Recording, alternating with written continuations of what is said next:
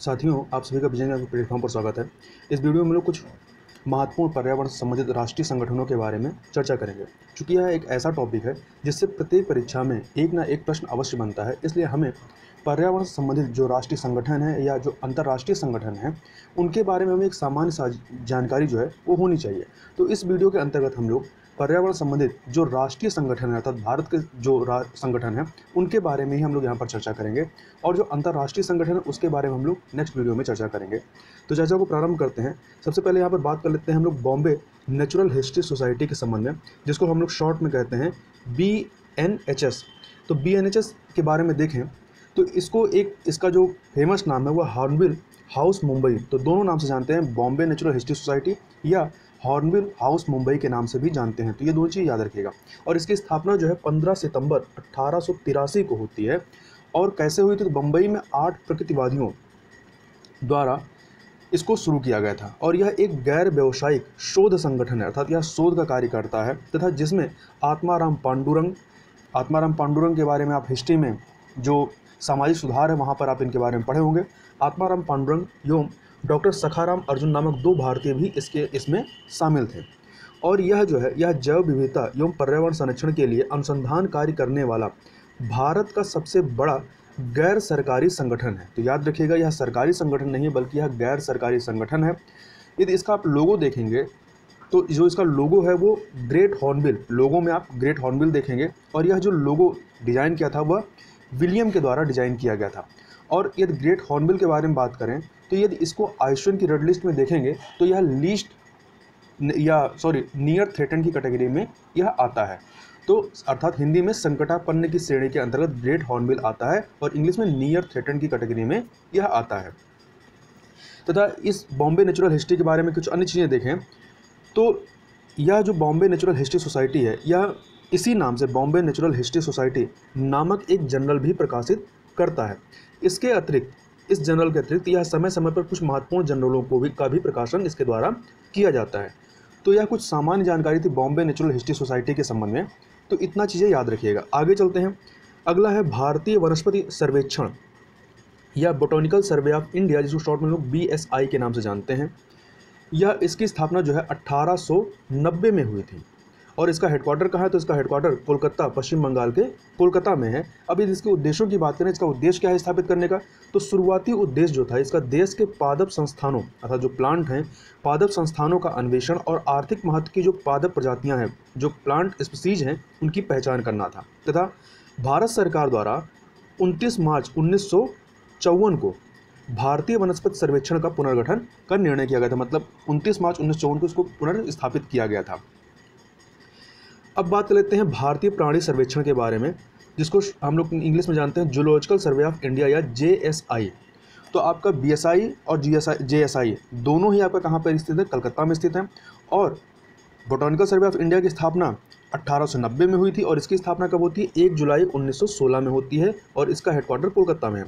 अब यदि इसके उद्देश्य की बात करें कि इसको स्थापित करने का उद्देश्य क्या था, तो इसका उद्देश्य विभिन्न असाधारण एवं प्राकृतिक रूप में अत्यधिक महत्वपूर्ण जानवरों के जीवन के विषय में सर्वे करना, अन्वेषण एवं अनुसंधान द्वारा जानकारी इकट्ठा करना इस संस्था का प्रमुख उद्देश्य है। आगे चलते हैं। आगे बात कर लेते हैं राष्ट्रीय जैव विविधता प्राधिकरण के संबंध में, या जिसको हम लोग इंग्लिश में कहते हैं नेशनल बायोडायवर्सिटी अथॉरिटी या शॉर्ट में NBA के नाम से जानते हैं। तो यह एक महत्वपूर्ण संस्था है जिसके बारे में बहुत बार परीक्षा में प्रश्न पूछा गया है। तो भारत के जैव विविधता अधिनियम 2002 को कार्यान्वित करने के लिए 2003 में राष्ट्रीय जैव विविधता प्राधिकरण की स्थापना की गई थी। तो याद रखिएगा, अधिनियम आता है 2002 में और इसको स्थापित किया जाता है 2003 में। तो सन में कंफ्यूज मत होइएगा कि क्योंकि कई बार कंफ्यूजन होता है, 2002 है 2003 है। तो अधिनियम 2002 में आता है और स्थापित उसको 2003 में किया जाता है। और इसका हेडक्वार्टर कई बार पूछा गया है, तो इसका हेडक्वार्टर कहाँ पे है, तमिलनाडु के चेन्नई में स्थित है। और यह जो नेशनल बायोडायवर्सिटी अथॉरिटी है, यह एक वैधानिक तथा स्वायत्त संस्था है जो जैविक संस्थानों के संरक्षण एवं उसके दीर्घकालीन उपयोग तथा उचित एवं सहभागी लाभ के मुद्दों पर भारत सरकार को सलाह देने का कार्य करती है। तथा NBA जो है, यह NBA कृषि पादपों के अनुवांशिक संशोधन या अनुवांशिक संशोधन पर चल रहे वैज्ञानिक अनुसंधानों को मॉनिटर करता है तथा इसकी अनुमति के बिना जैविक संसाधनों से संबंधित जो बौद्धिक संपदा अधिकार हैं, इंटेलेक्चुअल प्रॉपर्टी राइट्स हैं, उसके लिए आवेदन नहीं किया जा सकता। मतलब उसके लिए यदि आपको आवेदन करना है तो पहले एनवीए की आपको मंजूरी लेनी पड़ती है, तो नेशनल बायोडायवर्सिटी अथॉरिटी की मंजूरी आवश्यक है। तथा इसके अलावा राज्यों में जैव विविधता के संरक्षण तथा प्राकृतिक संसाधनों के लाभ तथा दीर्घकालीन उपयोग के बारे में सलाह देने के लिए जैव विविधता बोर्ड तथा स्थानीय स्तर पर जैव विविधता प्रबंधन समितियां, या इंग्लिश में कहें तो बायोडायवर्सिटी मैनेजमेंट कमिटीज, BMCs बनाई गई हैं। तो इस प्रकार से देखें, यह जो अधिनियम आया था जैव विविधता अधिनियम, इसके तहत 3 स्तरों पर संस्थाओं को स्थापित किया गया है। जैसे कि केंद्र स्तर पर हम देखें तो राष्ट्रीय जैव विविधता प्राधिकरण अर्थात NBA है, अर्थात नेशनल बायोडायवर्सिटी अथॉरिटी है। राज्य स्तर पर क्या काम करती है, तो जैव विविधता बोर्ड कार्य करती है, और स्थानीय स्तर पर जैव विविधता प्रबंधन समितियां। तो कंफ्यूज मत होइएगा, केंद्र पर प्राधिकरण होता है, राज्य पर बोर्ड होता है, और स्थानीय स्तर पर समितियां होती हैं। कई बार इसको मिलाने के लिए पूछा गया है। आगे चलते हैं, आगे बात कर लेते हैं केंद्रीय चिड़ियाघर प्राधिकरण के संबंध में, या सेंट्रल जू अथॉरिटी के संबंध में। तो इसकी स्थापना 1992 में भारत सरकार के द्वारा की गई थी, और इसका जो हेडक्वार्टर है वह कहाँ पर है, तो नई दिल्ली में है, और यह एक स्वायत्त शासी निकाय है। तथा इसके ये उद्देश्यों की बात करें तो इसका जो उद्देश्य है वन्य जीवों का संरक्षण करना, और इसके प्रमुख कार्यों में शामिल है चिड़ियाघरों में जानवरों के स्वास्थ्य संबंधी देखभाल, और जो वहाँ पे जानवर उनके आवास के प्रतिमानों एवं न्यूनतम मानकों को, जो स्टैंडर्ड है, उनको लागू करना, तथा चिड़ियाघरों का संपूर्ण प्रबंधन तथा खराब स्थिति वाले अनियोजित चिड़ियाघरों के निर्माण को रोकना। और इसके अलावा इस प्राधिकरण द्वारा वन्य जीवों की संकटापन्न जो प्रजातियां हैं उनको चिन्हित किया जाता है, जिससे कि उनकी कैप्टिव ब्रीडिंग की जा सके। मतलब जो संकटापन्न प्रजातियां हैं जो खत्म होने के कगार पे हैं, उनकी कैप्टिव ब्रीडिंग का मतलब कि कंट्रोल्ड इन्वायरमेंट, जैसे कि जू हो गया, आपका वन्य जीव अभ्यारण्य हो गए, या इस तरह की जगहों पर इनका क्या किया जाता है, इनकी ब्रीडिंग की जाती है, इनके प्रजनन को कराया जाता है। आगे चलते हैं, आगे बात कर लेते हैं भारतीय वन्यजीव ट्रस्ट के संबंध में, या wild life trust of India. तो यह जो भारतीय वन्यजीव ट्रस्ट है, इसकी स्थापना 1998 में की गई थी। कब की गई थी, 1998 में। और इसका हेडक्वार्टर कहाँ है, तो इसका हेडक्वार्टर याद रखिएगा, कंफ्यूज कर सकता है क्योंकि अधिकतर का क्या है, दिल्ली होता है। तो इसका हेडक्वार्टर उत्तर प्रदेश के नोएडा में है, और यह एक गैर सरकारी संगठन है तथा अर्थात NGO है। इस ट्रस्ट का जो मुख्य लक्ष्य है वो समुदायों एवं सरकारों के साथ मिलकर भारत की प्राकृतिक विरासत अर्थात जो नेचुरल हेरिटेज है उसका संरक्षण करना, विशेषकर संकटापन्न प्रजातियों और उनके आवासीय संकट के संबंध में यह कार्य करने का कार्य करती है। आगे चलते हैं, आगे बात कर लेते हैं राष्ट्रीय वनीकरण और पर्यावरण विकास बोर्ड के संबंध में, या इंग्लिश में इसको कहते हैं national afforestation and eco development board. इसकी स्थापना 1992 में पर्यावरण एवं वन मंत्रालय द्वारा की गई थी, और इसका उद्देश्य देश में वनीकरण, वृक्षारोपण और पारिस्थितिकी बहाली को बढ़ावा देना है। आगे चलते हैं, आगे बात कर लेते हैं टेरी के बारे में। तो टेरी, जिसका पूरा नाम है the energy and resources institute, the energy and resource institute, तो टेरी का फुल फॉर्म याद रखिएगा। इसकी स्थापना 1974 में दरबारी S सेठ के द्वारा की गई थी। तो यह नाम प्रमुख है, अर्थात महत्वपूर्ण है, इनको याद रखिएगा। किसके द्वारा की गई थी, 1974 में दरबारी S सेठ के द्वारा की गई थी, और इसका हेडक्वार्टर कहाँ है, तो नई दिल्ली में इसका हेडक्वार्टर है। अब इसके बारे में कुछ अन्य तथ्य देखें तो यह जो टेरी है यह एक गैर लाभकारी शोध संस्था है, जिसका उद्देश्य पर्यावरण संरक्षण, ऊर्जा संरक्षण तथा धारणीय विकास अर्थात सस्टेनेबल डेवलपमेंट को वास्तविकता में स्थापित करना इसका जो महत्वपूर्ण उद्देश्य है। तथा टेरी की जो शाखाएं हैं, ऐसा नहीं केवल भारत में इसकी शाखा है, इसकी शाखाएं उत्तरी अमेरिका, जापान, यूरोप, मलेशिया और खाड़ी देशों में भी हैं। मतलब विश्व में भी इसकी शाखाएं फैली हुई हैं। और वर्तमान में जिसके महानिदेशक की बात करें तो इसके वर्तमान में महानिदेशक कौन है, डॉक्टर अजय माथुर जी हैं।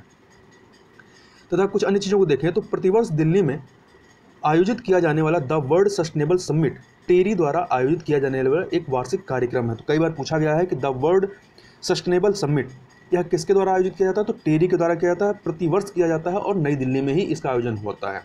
तथा जो जनवरी 2020 में इस वर्ष जो इसकी जो समिट आयोजित की गई है द वर्ल्ड सस्टेनेबल समिट, तो इसकी जो थीम थी 2020 की थीम या जो विषय रही है वो क्या रही है, towards 2030 making the count count. तो याद रखिएगा इस वर्ष की अर्थात 2020 की जो थीम थी क्या थी, towards 2030 making the count count. कुछ अन्य चीज़ें टेरी संबंधित और चीज़ें जो हैं उनको भी देख लेते हैं।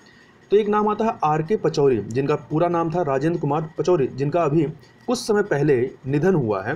ये टेरी के 1981 में महानिदेशक थे। तथा इसके अलावा टेरी ने नवीन व अक्षय ऊर्जा मंत्रालय भारत सरकार के सहयोग से एक राष्ट्रीय रेटिंग तंत्र, जिसका नाम है गृह का फुल फॉर्म क्या हो जाएगा, तो गृह का फुल फॉर्म है green rating for integrated habitat assessment. तो ये पूरा फुल फॉर्म याद रखिएगा कि ये गृह क्या है, गृह जो है green rating for integrated habitat assessment, जो आवासीय बिल्डिंगें होती हैं उनको रेटिंग देने का कार्य इसके द्वारा किया जाता है। और किसके द्वारा विकसित किया गया है, तो टेरी ने नवीन व अक्षय ऊर्जा मंत्रालय के सहयोग से इसको विकसित किया है। आगे चलते हैं, आगे बात करते हैं सलीम अली पक्षी विज्ञान केंद्र के संबंध में। तो सलीम अली पक्षी विज्ञान केंद्र, जिसका पूरा जो नाम है वह है सलीम अली पक्षी विज्ञान और प्राकृतिक इतिहास केंद्र, जो शॉर्ट में हम लोग शकौन कहते हैं, शकौन के नाम से भी जानते हैं। तो याद रखिएगा सलीम अली पक्षी विज्ञान केंद्र या सलीम अली पक्षी विज्ञान और प्राकृतिक इतिहास केंद्र दोनों ही एक ही हैं। और इसकी स्थापना 5 जून 1990 को की गई थी। और इसका हेडक्वार्टर कहाँ पे है, तो तमिलनाडु के कोयम्बटूर में इसका हेडक्वार्टर है।